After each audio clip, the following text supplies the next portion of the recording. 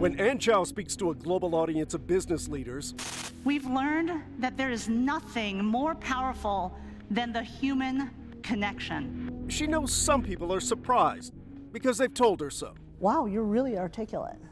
You're a good public speaker, right? Wow, you can really speak well.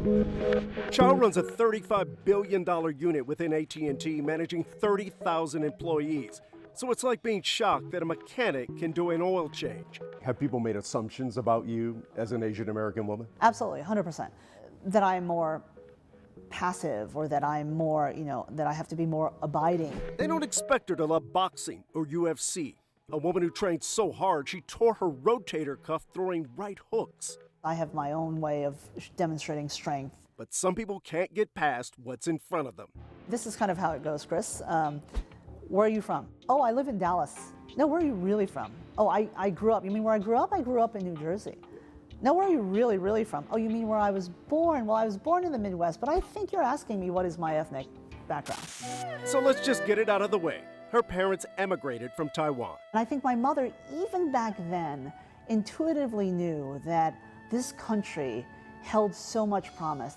Her dad got a student visa and started a family. At one point in my young life, I had a dream of performing in Carnegie Hall and becoming a musician.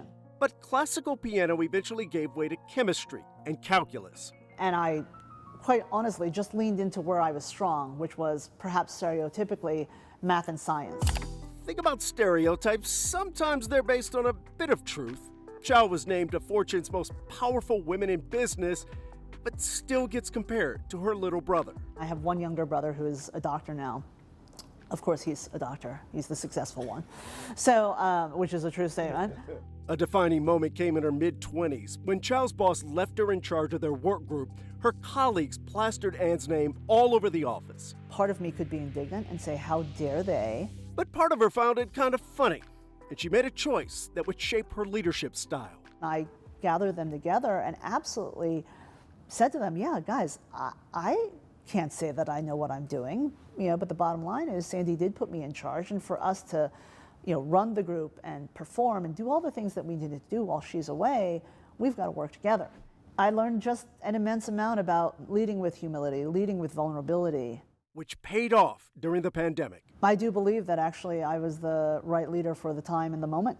Characteristics of great leaders, now that list now includes empathy and compassion. Pre-COVID, I'd actually argue it wasn't on most. Why aren't there more female executives from the AAPI community? It all revolves, this is purely Ann's point of view. She tells me it's somewhat systemic and partly personal. I am American through and through, but even to this day in this role, I'll find myself in moments leaning into comfort or being timid when I know I shouldn't. It's a stunning admission from someone so accomplished, but part of the vulnerability that defines Chow and her mission. The responsibility of being first is to ensure that you're not the only and you're not the last.